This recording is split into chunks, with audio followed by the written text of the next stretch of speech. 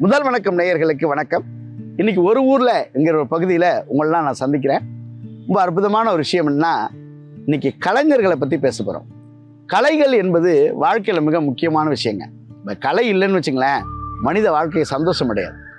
ஒரு நாதஸ்வர கலைஞரை பற்றி முதல்ல உங்களுக்கு நான் சொல்கிறேன். திருமருகலில் பிறந்து திருவாவடுதுறைக்கு வந்த ராஜரத்னம் பிள்ளை அப்படிங்கிற ஒரு நாதஸ்வர கலைஞன். என்ன சார் நாதஸ்வர வித்வான் தானே அவர் அப்படின்னு நீங்கள் நினச்சிங்கன்னா அது ஒரு மாபெரும் தவறு. ஒரு அற்புதமான மனிதர், ஒரு அழகான பல விஷயங்கள் அவர் இந்த மண்ணில் பண்ணியிருக்கார். அவர் எடுத்து ஊதுனா அப்படி இந்த தெருவே மணக்கும்னு சொல்லுவாங்களே, அப்படி ஒரு நாதஸ்வர கலைஞர். என்ன சார் நாதஸ்வர கலைஞருக்கு இவ்வளோ பெரிய பில்டப் கொடுக்குறீங்க அப்படின்னு நினச்சிங்கன்னா அவரை பற்றி நீங்கள் படிங்க. ஒரு அற்புதமான நிறைய தகவல்கள் அவரை பற்றி இருக்குது. ரொம்ப அற்புதமான மனிதர்னு ஏன் அவரை சொன்னேன்னா, கலைஞருக்கு எப்பயுமே கொஞ்சம் கர்வம் இருக்கும். அது எல்லா கலைஞனுக்குமே இருக்கும். ஒரு முறை மைசூர் மகாராஜா முன்னாடி அவர் வாசிக்கிறார். மைசூர் மகாராஜா முன்னாடி வாசித்து முடித்த உடனே ரொம்ப அற்புதமான இசை வாசித்து முடிச்சிட்டாரு. அவருக்கு போய் பரிசு கொடுக்கணும் இல்லையா? மைசூர் மகாராஜா சொன்னாராம், அந்த பிள்ளைவாளுக்கு போய் பரிசை கொடுத்துருங்க அப்படின்னு ஒரு கணக்கு பிள்ளை அனுப்பி விட்டுருக்காரு.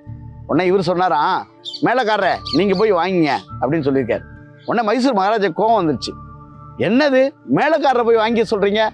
அப்போ அவர் சொன்னாரா, நீங்கள் கொடுத்துருந்தா நான் வாங்கிப்பேன், உங்கள் கணக்கு பிள்ளை தானே கொடுக்குறாரு, அதனால் மேலக்காரரே வாங்கிட்டோம். நீங்கள் இந்த மைசூர் மகாராஜாவுக்கு ராஜான்னா நான் இசைக்கு சக்கரவர்த்தினாராம். இது கலைஞனுக்கே இருக்கிற கர்வம். ஏன்னா அப்படி கம்பீரமாக இருந்த கலைஞர்கள் இந்த நாட்டில் இருந்தாங்க. இந்திய நாடு சுதந்திரம் அடைஞ்சது 1947 இந்திய நாடு சுதந்திரம் அடைஞ்சப்போ நம்முடைய பண்டித ஜவஹர்லால் நேரு அவரை கூப்பிட்டு வாசிக்க வச்சார். ஆனால் அன்றைக்கி இரவெல்லாம் அவர் தான் வாசித்தார். வாசித்து முடிஞ்சோன்னு ரொம்ப அற்புதமான இசையை கேட்டு மகிழ்ந்த நேரு கேட்டாராம், ஐயா உங்களுக்கு நான் ஏதாவது செய்யலான்னு நினைக்கிறேன், என்ன செய்யணும் அப்படின்னு கேட்டப்போ அப்போ அவர் சொல்லியிருக்காரு, எங்கள் ஊரில் இது வரைக்கும் கரண்ட் இல்லை, தயவு செய்து எங்களுக்கு கரண்ட் கொடுக்கணும் அப்படின்னு கேட்டிருக்காரு. அப்போது டெல்லியிலேருந்து அவர் திருவாவடுதுறைக்கு வர்றதுக்கு 1 மாதம் ஆச்சான். அந்த நிகழ்வுலாம் முடிஞ்சு அவர் இங்கே வர்றதுக்கு. அவர் வரும்போது இங்கே திருவாவடுதுறை என்கிற அந்த ஊரே ஒளி வெள்ளத்தில் மிதந்தான். யோசிச்சு பாருங்க, ஒரு நாதஸ்வர வித்வான் வாச்சார்னா கரண்டு கூட வாங்கி தர முடியும் அப்படின்னு தன் கலையால் கரண்டை வாங்கின ஒரே ஆள் அவர் தான். அதை விட மிக முக்கியமான விஷயம் என்னென்னா, அவருடைய வாழ்க்கையில் மிக முக்கியமானது, அவருக்கு வீட்டுக்கு பின்னாடி ஒரு ரயில்வே ட்ராக் இருந்திருக்கு, அதாவது ஸ்டேஷன் இருந்திருக்கு. பட் ஆனால் அந்த இடத்துல ட்ரெயின் நிற்காதான். அப்போ என்ன பண்ணியிருக்காரு, அப்போ 50 ரூபா ஃபைன் போலிருக்கு. அவர் செயினை பிடிச்சி இழுத்துட்டு 50 ரூபா ஃபைன் கட்டிட்டு இறங்கி நடந்து போயிடுவார் அவர் ஊருக்கு. அப்படியெல்லாம் வாழ்ந்த மனிதன். அதை விட மிக முக்கியமானது, மிக சிறப்பான விஷயம், அவருக்கு 5 மனைவிகள்னு வேற சொல்கிறாங்க. அதெல்லாம் அவர் தனிப்பட்ட விஷயம், அதை விட்டுருங்க. ஏன் அதை சொல்கிறேன் அப்படின்னா, கலைகள் அப்படிங்கிறது ஒரு கலைஞனை எவ்வளவு தூரம் உயர்த்துது அப்படிங்கிறதுக்கு அவர் மிகப்பெரிய உதாரணம். எப்பவுமே கலைஞர்கள் நம்முடைய கலை சமுதாயத்தை உயர்த்தல் இல்லாமல் மற்றவர்களையும் உயர்த்தி காட்டியிருக்காங்க. நிறைய கலைஞர்களை நம்ம பார்க்க போகிறோம். ஒரு கலைஞரை பற்றி உங்களுக்கு நான் சொல்ல போகிறேன். யாருன்னா, ஒருத்தர் இறந்து கிடக்கிறாரு. அந்த இறந்து கிடக்கிற சாவுக்கு ஒரு அம்மா வந்திருக்காங்க. ஆனால் அவங்க ஒரு நடிகை. அவங்க என்ன பண்ணியிருக்காங்கன்னா, சேர் போட்டு உட்காந்துருக்காங்க. ஆனால் அழவே இல்லை. அவங்க நல்ல மேக்கப் போட்டிருக்காங்க, அழவே இல்லை. ஊரில் 4 பேர் என்ன சொல்கிறாங்கன்னா, பாத்தியாப்பா புருஷன் இறந்து கிடக்கிறான், இந்த அம்மாவுக்கு ஒரு சொட்டு கண்ணீர் கூட வரல அப்படின்னு 4 பேர் பேசுகிறாங்க. இன்னும் 4 பேர் என்ன சொல்கிறாங்கன்னா, இவன் பொழைச்ச பொழப்புக்கு அந்த அம்மா வந்ததே பெரிய விஷயம்யா அப்படின்னு அப்படி ஒரு 4 பேர் பேசுகிறாங்க. ஆனால் அந்த அம்மா எதையும் கவலைப்படாமல் அப்படியே உட்காந்துருக்காங்க. இப்போ ஒரு பிளாஸ்கெட் சொல்ல போகிறேன், நல்லா யோசிச்சு பாருங்கள். அந்த இறந்து கிடக்கிற ஒரு பேர் ராமநாதன். அவர் ஒரு நாடக கம்பெனியில் இருக்கிறாரு. அந்த நாடக கம்பெனியில் இந்த அம்மாவை பார்க்குறாரு. முதல்ல ஒரு லவ் பண்ணுறாங்க, திருமணம் பண்ணிக்கிறாங்க. திருமணம் பண்ணி நல்ல வாழ்க்கையை வாழ்ந்துட்டுருக்காங்க. அப்படி லவ் பண்ணி திருமணம் பண்ணி வாழும்போது ஒரு குழந்தை பிறக்குது அவங்களுக்கு.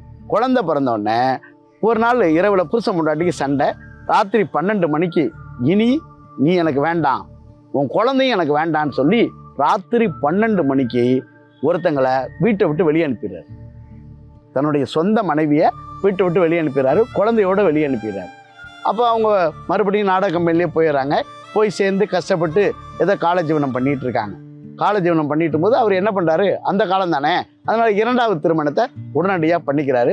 அந்த அம்மா கொஞ்சம் கொஞ்சமாக சினிமாவுக்கு வர்றாங்க. சினிமாவுக்கு பெரிய நடிகையாக மாறினதுக்கப்புறம் மறுபடியும் அவங்களையே தேடி போகிறாரு.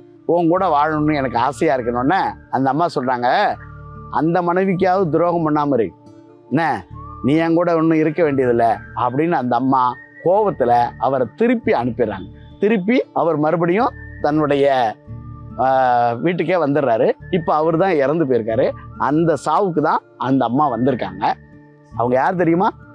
வாழ்க்கையின் எல்லா இடங்களிலும் சோகங்களை அனுபவித்த அவர்கள், வாழ்க்கையில் கடைசி வரை நம்மளை சிரிக்க வைத்த 5 முதலமைச்சர்களோடு நடித்த 1000 பிறை கண்ட அபூர்வ சிந்தாமணி மனோரமா ஆட்சி தான் அந்த பெண்மணி. வாழ்க்கையில் எவ்வளவு சோகங்கள் ஒவ்வொருத்தருக்கும் இருக்குது பார்த்தீங்களா? யோசிச்சு பாருங்க. ஒரு நடிகர் அவரு தன் தாய்க்கு ஒரு புடவை வாங்கணும்னு ஆசைப்படுறாரு. புடவை வாங்கிட்டு தாயை போய் பார்க்கறதுக்காக போறாரு. போகும்போது உங்களுக்கெல்லாம் தெரியும், உங்களுக்கு கொங்கு பகுதியில் தாராபுரம் அப்படின்னு ஒரு ஊர் இருக்கு.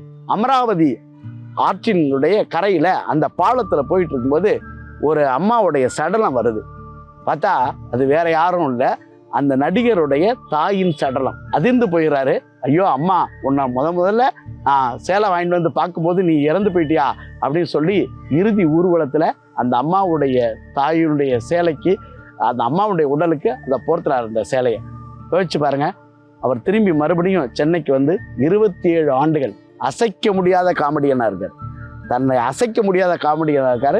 அவர் வேற யாரும் இல்லை, அவர்தான் நம்முடைய நகைச்சுவை நடிகர் நாகேஷ் சார். அவர் வாழ்க்கையில் கலைஞர்கள் அப்படின்னாலே அவர்களுக்கு பல்வேறு சோகங்கள் இருக்குது சார். அந்த சோகங்களை எல்லாம் தாண்டி ஒவ்வொரு மனிதனும் கஷ்டப்பட்டு உழைச்சதுனால தான் இன்னைக்கு வாழ்க்கையில் வெவ்வேறு இடத்துக்கு அவர்கள் வந்திருக்கிறாங்க. அதனால் நம்ம நகைச்சுவைக்காரர்கள் தானே, காமெடியன்ஸ் தானே அப்படின்னு நினைக்கக்கூடாது. அப்படி காமெடியனுக்குள்ளேயும் பல வருத்தங்கள் இருக்கும். அந்த வருத்தங்களை வெளிக்காட்டாமல் வாழ்க்கையில் ஜெயிச்ச ஏராளமான மனிதர்கள் இந்த உலகத்தில் உண்டு. கலைஞர்களை போற்றுவோம், அவர்களுடைய நினைவுகளை போற்றுவோம். நன்றி, வணக்கம்.